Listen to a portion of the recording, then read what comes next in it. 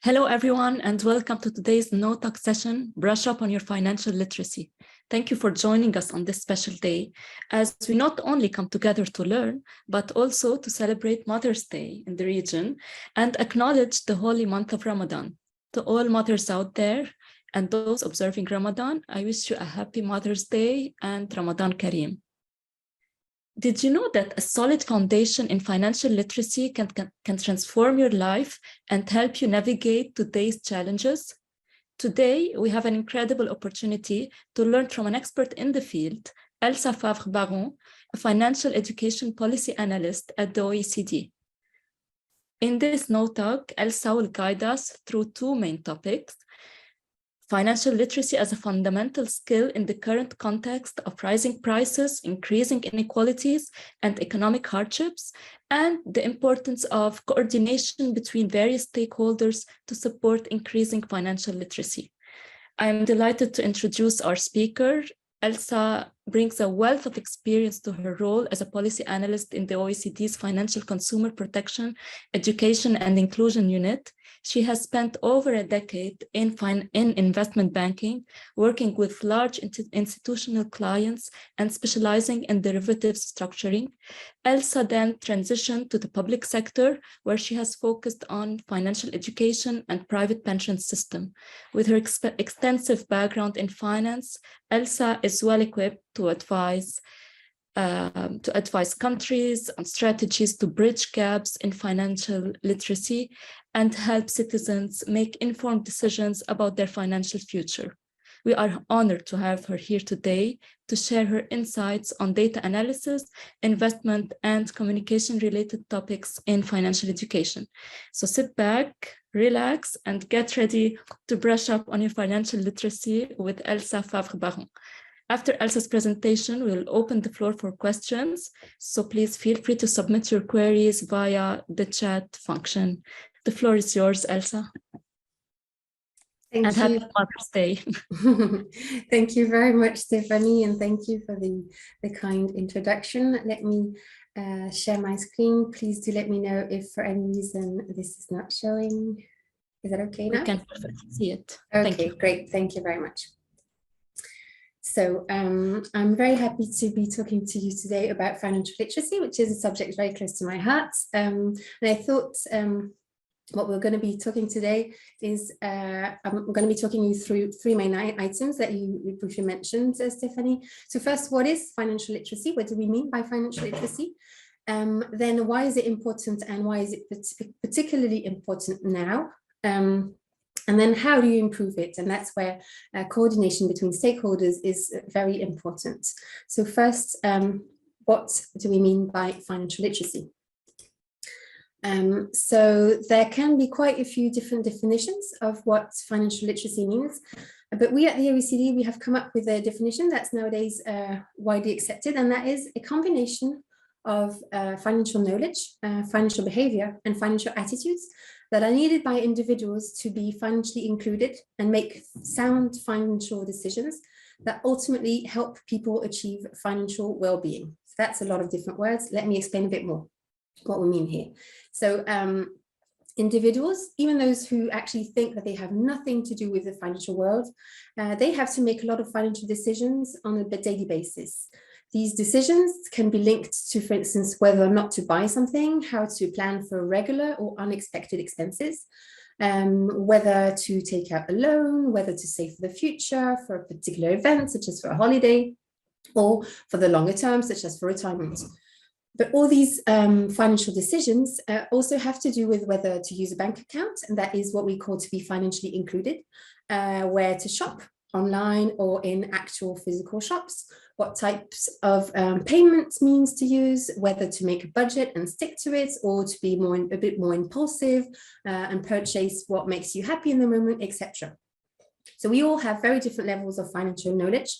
And by knowledge, what we mean is an understanding of the basic financial concepts and the numeracy skills that are needed to make financial decisions on a daily basis.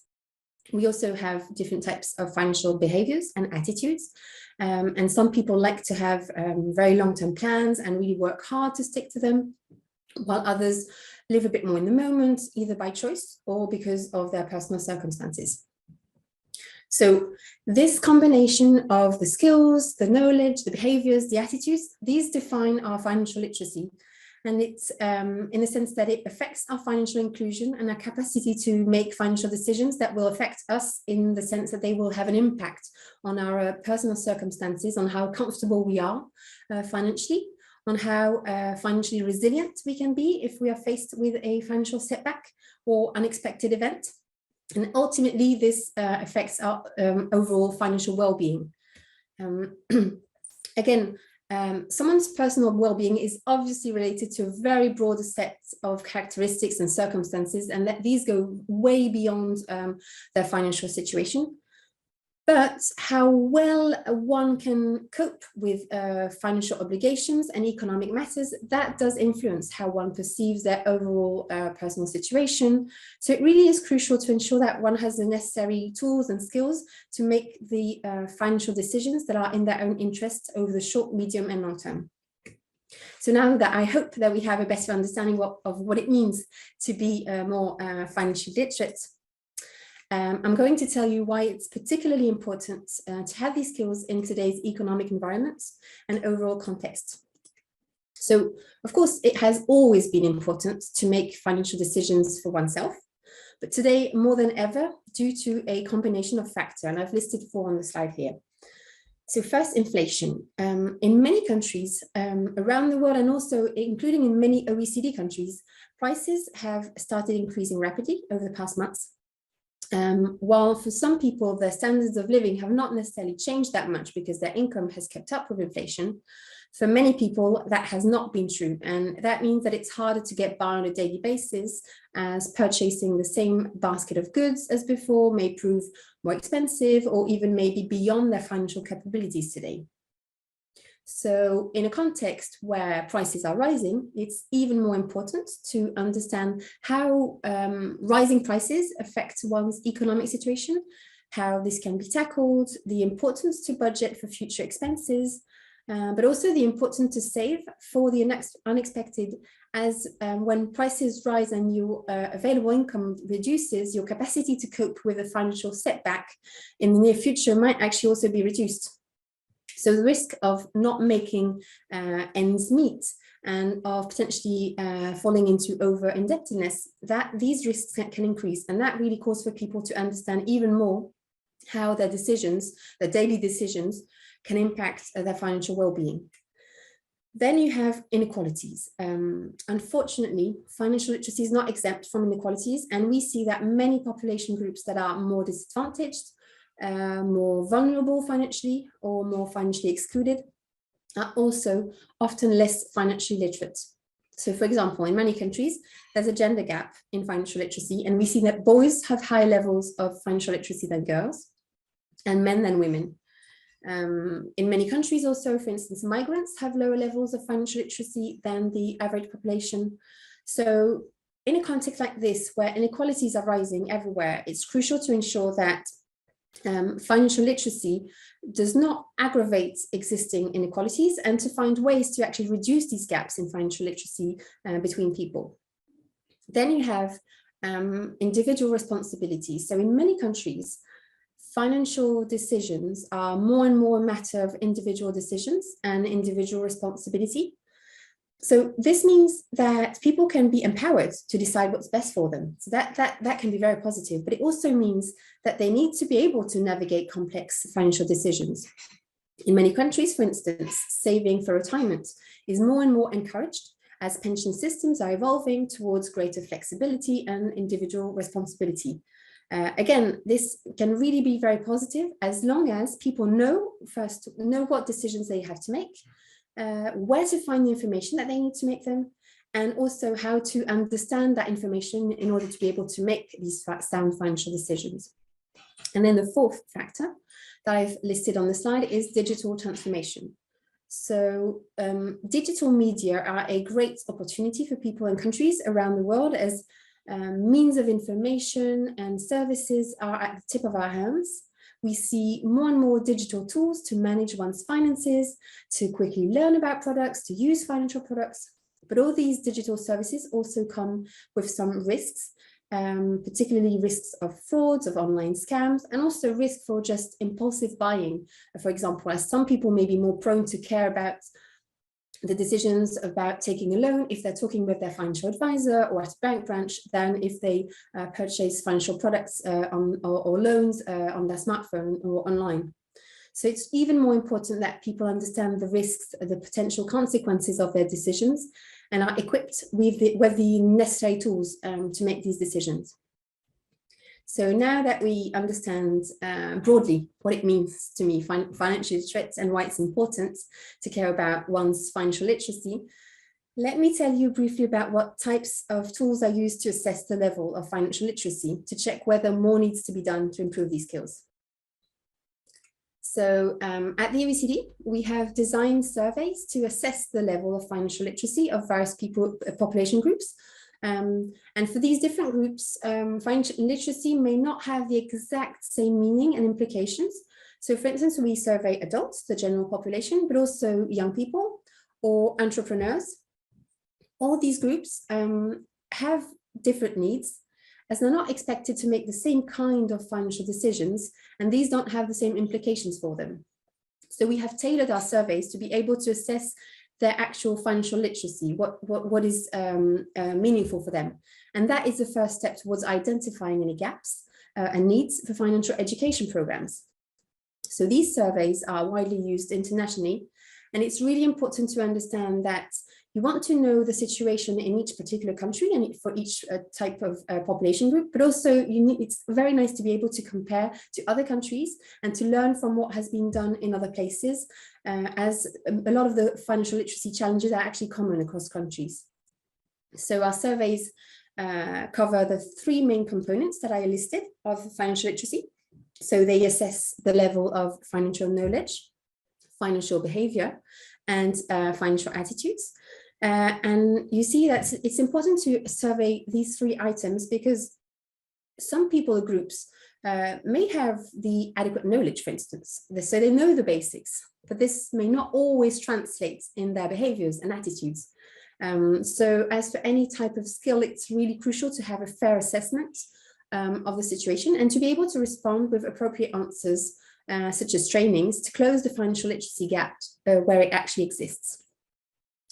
So to make this discussion a bit more concrete, we will ask you to respond to 3 short questions, to a short poll. I think if that's okay, I'll let our colleagues, yes, I think the poll is now live. You have about a minute to answer, and it will be interesting to see the results of this.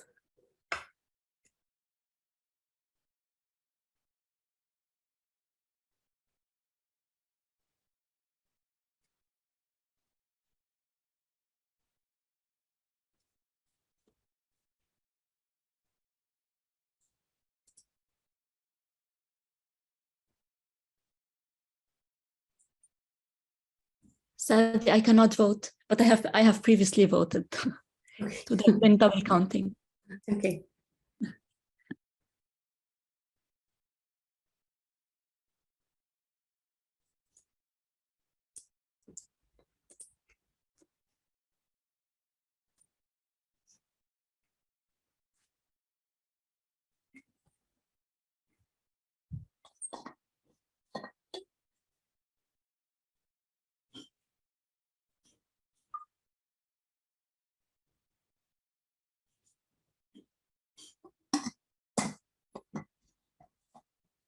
I think, shall we close the vote now?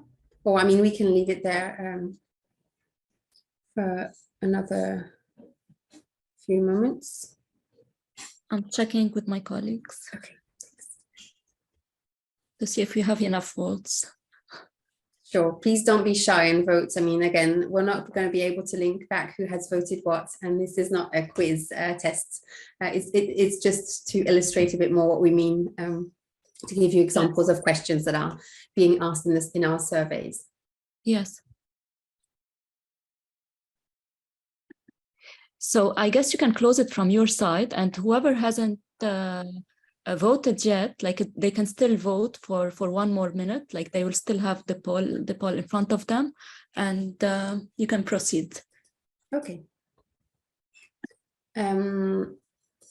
So the first question that we asked in this in this poll is about the very much topical subject, and that's cryptocurrencies. So the question is, cryptocurrencies such as Bitcoin are considered legal tender as banknotes and coins in my country.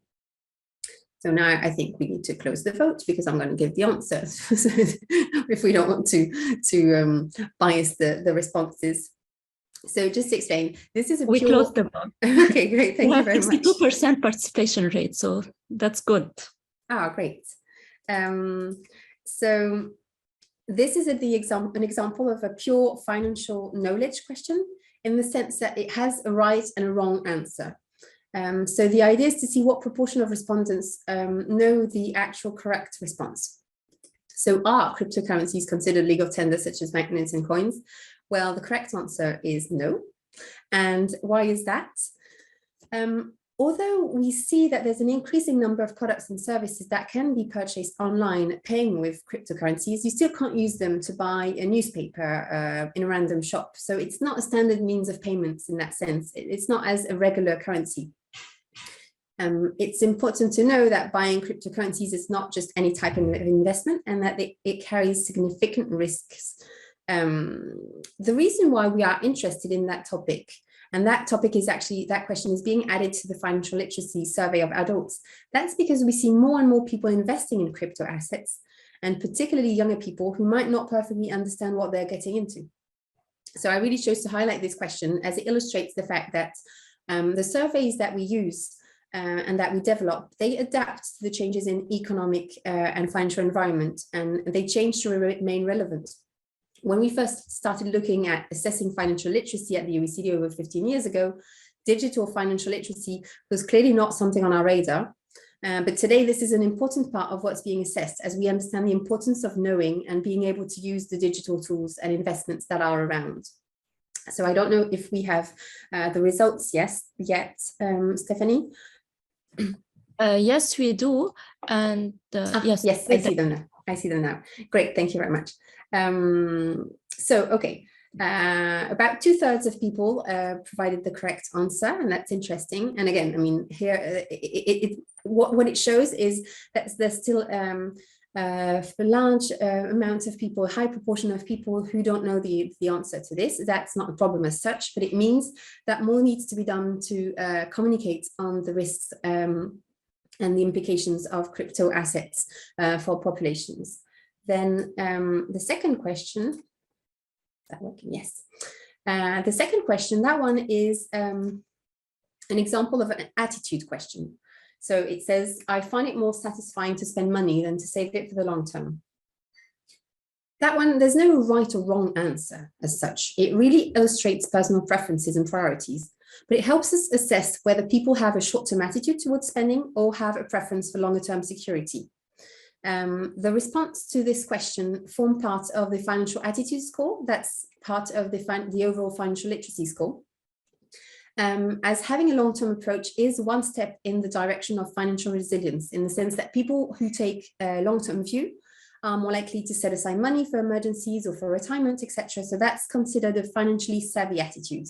In our responses, I think we had about the same number, about 2/3 of people who disagreed with this statement.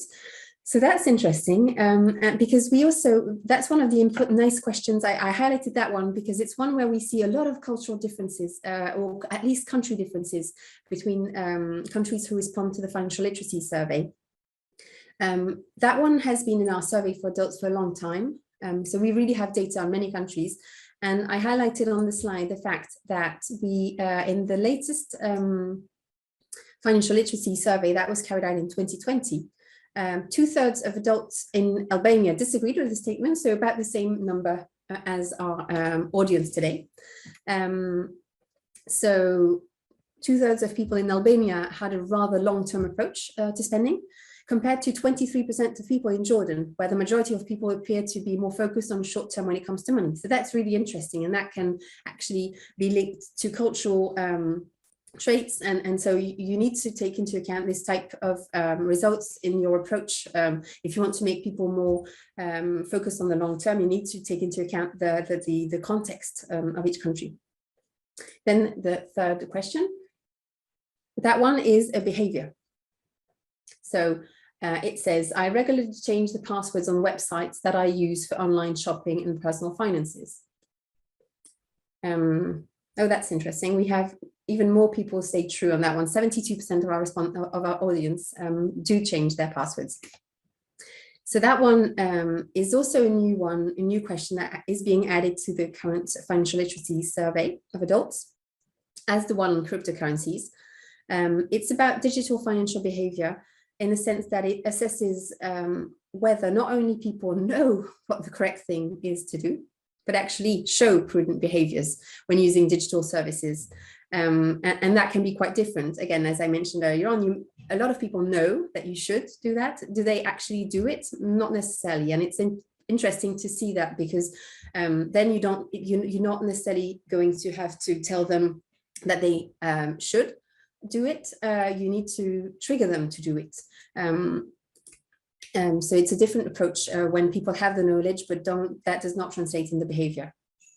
So now that we've had a look at some examples of knowledge, behavior, and attitude questions that are used to assess the financial literacy levels of populations, once you have the data and you know where there are gaps and needs for the population to be trained and informed, how do you go about helping them to improve their financial literacy? Well, that's when financial education comes into play. So data and surveys allow us to identify who needs to be receiving financial education training and what topics should be addressed. So, for example, we might see that there's a need across the entire population on some particular topics, or that school children, university students are particularly vulnerable financially on some specific aspects related to financial knowledge, behavior, or attitude. So as I mentioned before, we often find population groups such as women, entrepreneurs, who are more vulnerable than the general population and who have quite specific needs in terms of financial education. So we can tailor the type of trainings that are prepared for them to really address what's important for them and what they are actually lacking. One aspect that is really important to stress is that there are many actors, fortunately, that participate in the financial education space. And there are many ways in which you can teach people to become more financially literate. So let me cite a few.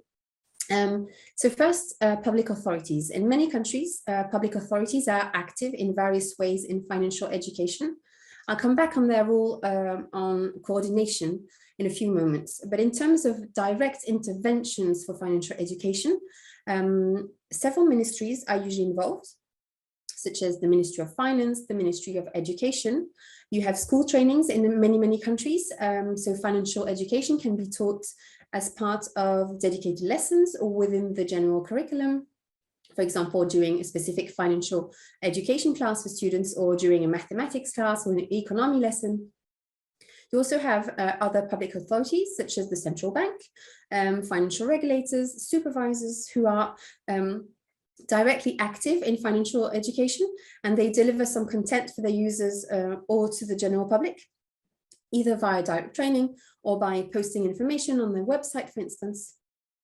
Then the second large sector is the not-for-profit sector. That's also a very important stakeholder in the financial education space, as we see many associations and NGOs helping people gain financial knowledge or training people on their financial attitudes and behaviors. These are trusted sources that are really key, as very often they know their target audience very well, as many people go to them directly to seek unbiased advice or information. So they know firsthand what's missing, what people are looking for, or what people are struggling with.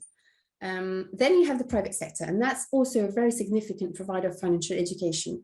First via employers, and I put that in private sector, but obviously this also encompasses people working in the public sector. Employers in general are a very important stakeholder when it comes to financial education.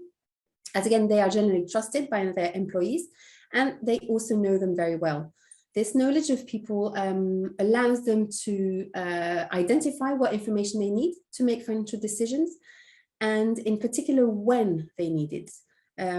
So, for instance, when someone joins a new company, it's a good time to talk to them about saving for retirement, about the different options that employment may offer with regards to retirement savings, but also just about the general importance, the overall importance of saving for retirement, of planning for retirement.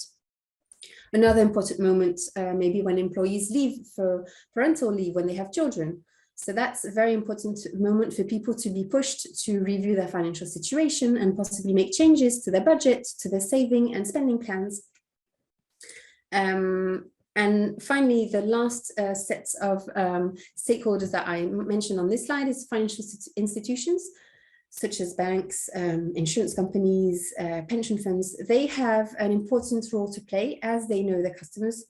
They have access to them directly, and they can take the opportunity of what is initially a more commercial discussion to ensure that people understand the various options that they have in terms of financial products and services. Now, there are not only many different actors in the financial education space, there's also a wide variety of ways in which to deliver financial education content to improve people's financial literacy. So there are traditional in-person trainings. These are very often used in schools or universities with a teacher or dedicated trainer delivering an in-class lesson to students.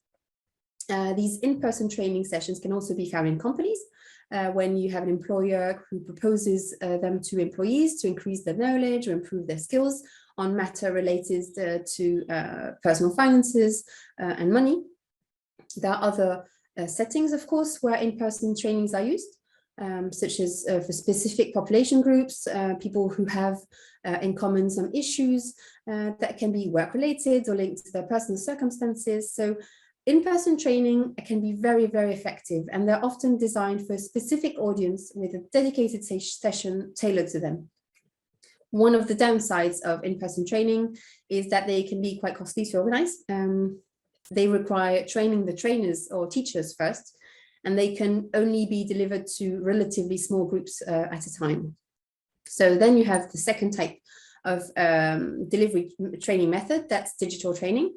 So you have webinars or online courses that can be prepared to be delivered to groups or individuals. So those have the advantage of being able sometimes to offer a personalized experience too. So with content or training material or the progression of the training, adapting to users' reactions or responses.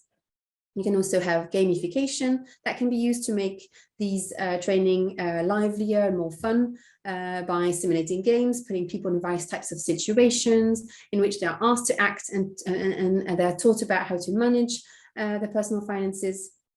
So depending on the type of digital format and training, these can also be very effective.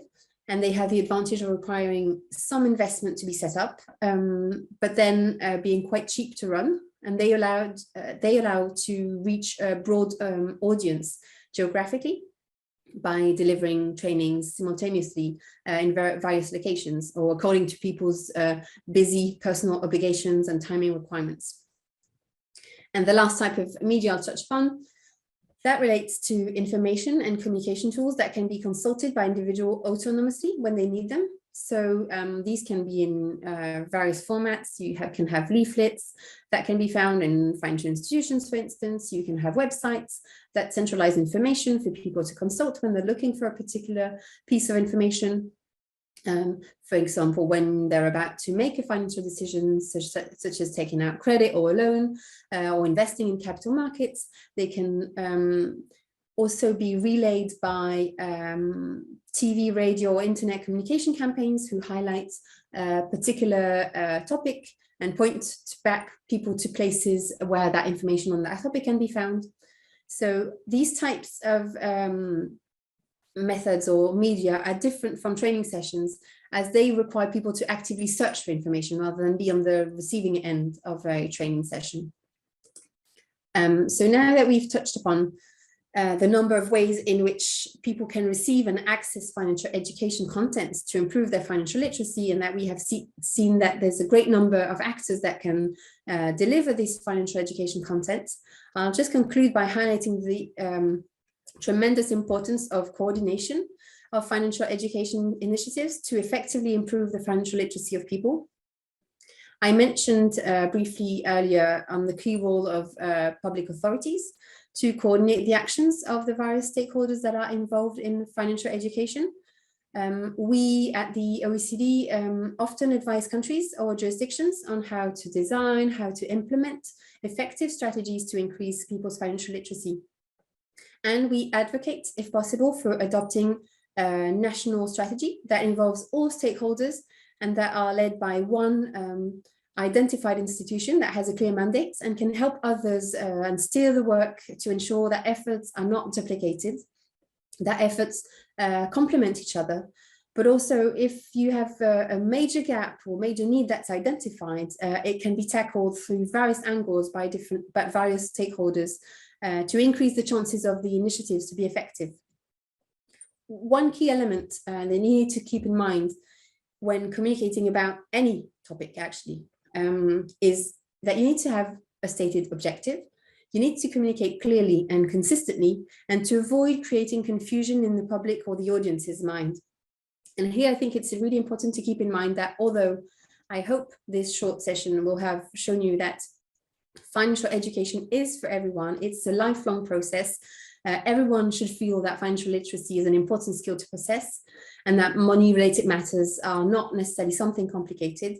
We need to keep in mind that financial literacy and financial education can often be perceived as complex and a bit scary by people in the first instance. So it really is important to avoid creating confusion by sending multiple and conflicting messages in campaigns when training that happen at the same time. So it really is crucial to ensure that there's an entity that knows about all the initiatives that are taking place in a country for the various target groups and through various methods, so as to make sure that these initiatives can be mutually reinforcing rather than perceived as conflicting by their audiences. Coordination is also, it also allows to have proper and useful evaluations of initiatives once they have been implemented to see if they've reached their objective, and to adapt them if necessary, if we see that they haven't proven as effective or useful as intended, as that happens quite a lot. And I really will finish this time by highlighting that coordination allows to put in common knowledge and experiences, to share feedback, and to build on what's being done by others in order to achieve the common goal of improving financial literacy for all in all countries. Thanks very much for your attention, and I look forward to your questions and comments.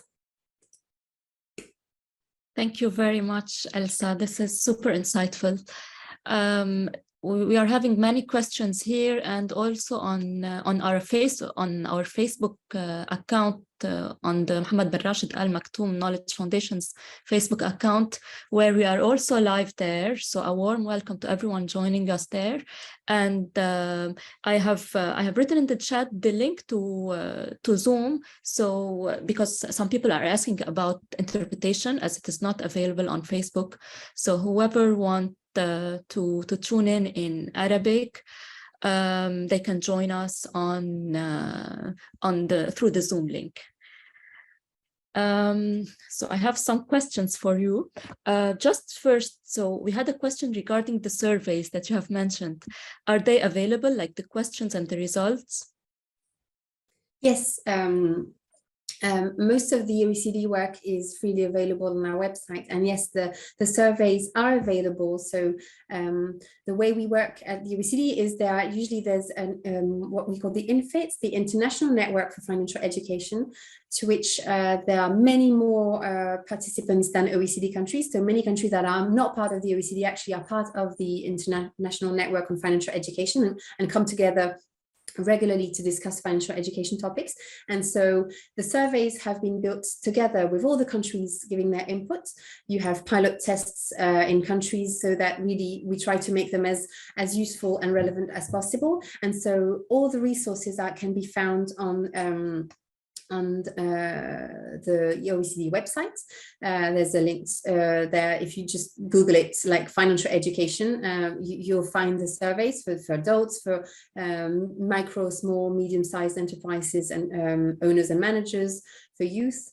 So that's for the survey instruments that can be used. And the way we do it is we have campaigns. So there's a new one being done right now with many, many countries participating, and they will all be sending us the responses to their survey that they are carrying out in each individual country. And then we analyze that data and publish reports, and the reports are also available. So the latest one was the 2021, sorry, the report from 2020. And we'll hope to have a new one by the end of this year with results from many more countries. So I would encourage anyone to have a look. And obviously, if there are any people listening who are active in the financial education space, we also obviously very much recommend that you push to survey financial literacy in your country, because that is very insightful. Great. Do you know how many countries are already in the part of the survey? Let me just check that, because I think I have it open somewhere. There are quite a few. But it's good to know that it's not only like OECD countries. No. There are many more. There are many more countries. Let me see. I'm trying to find that at the same time, but many more. And actually, there's no need to be an OECD member. The International Network on Financial Education has over 100 members, so many more than 38 OECD countries. We also have different institutions that can be leading, because depending on the setup in different countries, it's differently organized. So we really encourage people to join the International Network, where the experience is shared. And you see that, as for many topics that we work on at the OECD, but on financial literacy, faced by countries or by institutions are the same. So it's always very interesting to hear about what other countries have done, and what so what they've done, what works, what doesn't work. So for instance, just looking at the latest one had 26 countries who did it, and only 12 members of the OECD, for instance, in 2020. Okay. So that gives you an idea. Yes. We're expecting many more this year. It depends on years, because we run them every 2 years, every 2 to 3 years. So some countries participate every edition. Some others don't necessarily participate in every year, in every one. Okay, we have many questions for you, so I hope you can be a bit brief in the answers so we can take as many as possible. Sure. So what are some common mistakes people make with their finances, and how can they avoid them? That's a tricky question. I think one common mistake is linked to, I would say, maybe not necessarily shopping around. So sticking to what you know, what you're comfortable with. Obviously, I'm not advocating for people to go into financial products that they are too complicated or that they don't understand. That is clearly not the right path to do. But quite often, people just have a few products in there they've used because their parents still use the same, or and they just don't necessarily question that, or they don't check other providers. So it's important to see that there are many ways in which you can make financial decisions, and it's quite important to try and be open-minded, and again to ensure to not fall into the opposite issue, and to not invest or buy a product that you don't understand. That is a big mistake that other people do. So they are a bit like, try to be in the middle lane, if I can say.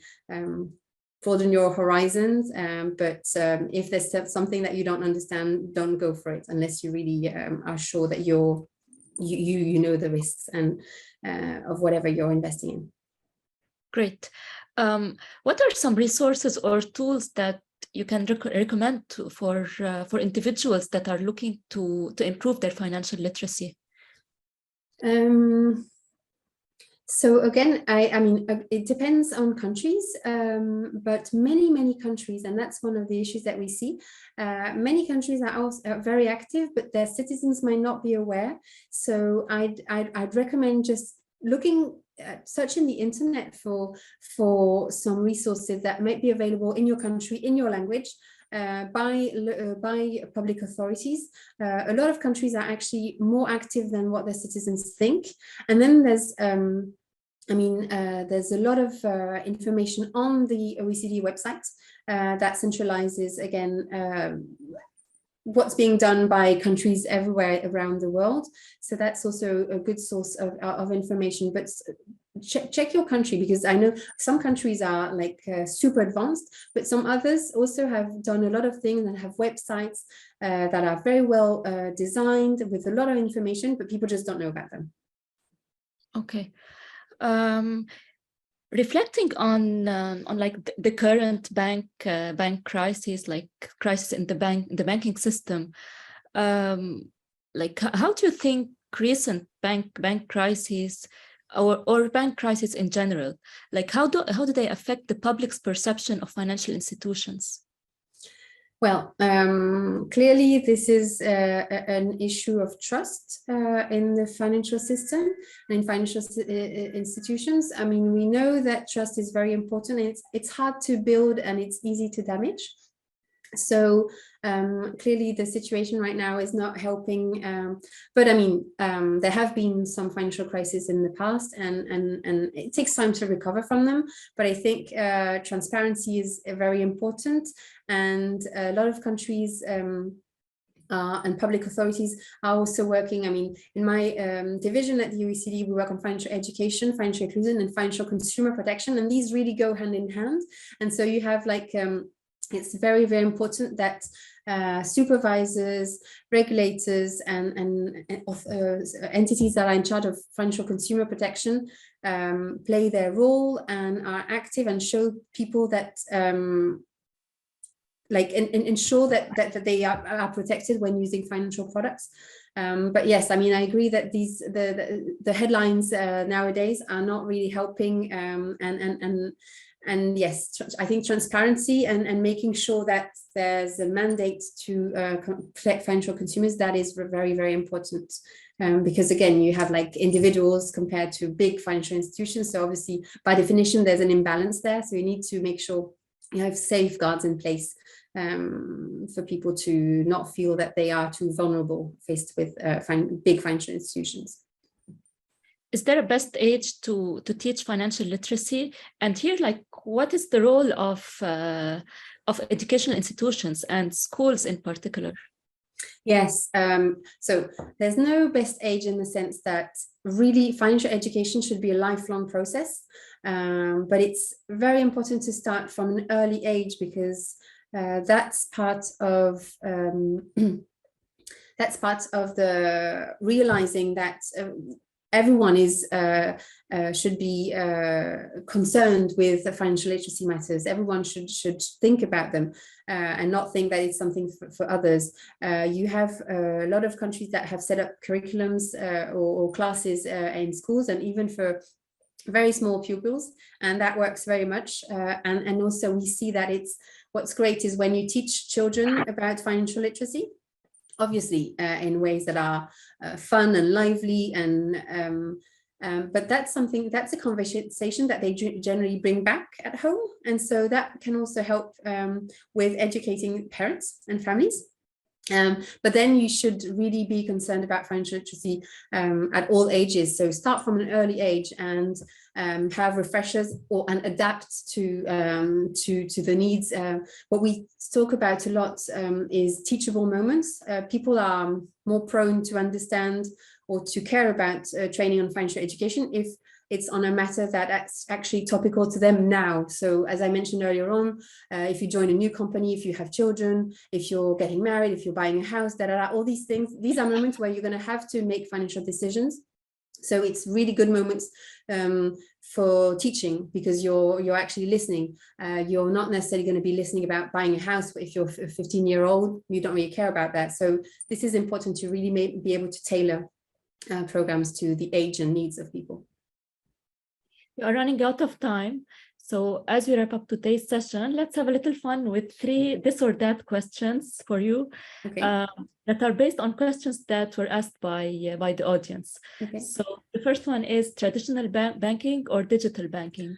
Oh, do I really have to? I have both. I use both. Both have their. I mean, yeah. Both have advantages, and it depends on read that. That's a question for preferences, and I think. Okay. Yeah. Yeah. Saving for retirement or investing in real estate? Well, I'm saving for retirement, but that can be through real estate. But yes, saving for retirement if I have to choose. Okay. And the last one, financial education in schools or lifelong financial learning? Lifelong for sure. Yes. Okay. Thank you all for joining us today, and a special thanks to Elsa Favre. Thank you so much, Elsa, for sharing your knowledge and insights. And we hope that you found the session informative and inspiring, and that it motivates you to take charge of your financial future. Remember, financial literacy is an ongoing journey, so keep learning and growing.